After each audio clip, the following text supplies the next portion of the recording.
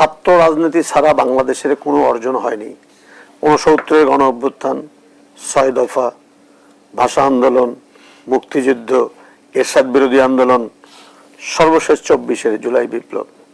ছাত্র লাগবে, কিন্তু ছাত্র রাজনীতির নামে গত 18টি বছর ছাত্র সংসদগুলোকে জিম্মি করে রাখা এবং ছাত্রলীগ ছাড়া কোনো বিরোধী মতের চর্চা ক্যাম্পাসগুলোতে বন্ধ করে দেওয়া, এটি ছিল রাজনীতির একটি কালো অধ্যায়।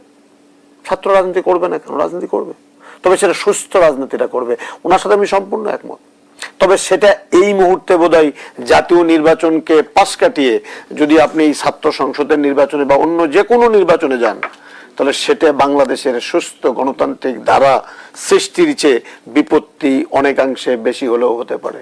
সর্বশেষ ইউনিয়ন পরিষদের নির্বাচনে 2 শতাধিক মানুষ হত্যা হয়েছে, নিজেরা নির্বাচন করেছে। গতকাল জাতীয় সংসদ নির্বাচনের আগে স্থানীয় সরকার নির্বাচনের দাবি জানিয়েছে জামায়াতে ইসলামী। দেখেন, জামায়াতে ইসলাম দাবি জানাতেই পারে, কিন্তু আমরা গত 18টি বছর লড়াইটা করেছি কি স্থানীয় সরকার নির্বাচনের জন্য? এই যে আজকে জামায়াতে ইসলামের বড় বড় নেতারা জুডিশিয়াল কিলিং এর মাধ্যমে হত্যা হয়ে গেল, আয়না ঘরে খুঁজে পাওয়া গেল, ইলিয়াস আলীকে এখনো খুঁজে পাওয়া যায় না, চৌধুরী আলমকে খুঁজে পাওয়া যায় না, এখনো স্ত্রী জানে না তার স্বামী বেঁচে আছে না মারা গেছে, সন্তান জানে না তার বাবা জীবিত না মৃত্যু, সন্তান তার স্ত্রী তার স্বামীকে চায়, সন্তান তার বাবার লাশটা চায়, সেই কবরের পাশে দাঁড়িয়ে সেই বাবার রুহের মাগফিরাত কামনা করতে চায়। 4000 মানুষ খুঁজে পাওয়া যায়নি। গুম কমিশন বলছে।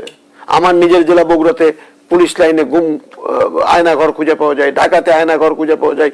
এই 24-এর তরুণ প্রজন্মদেরকে আয়নাঘর থেকে আমরা উদ্ধার করি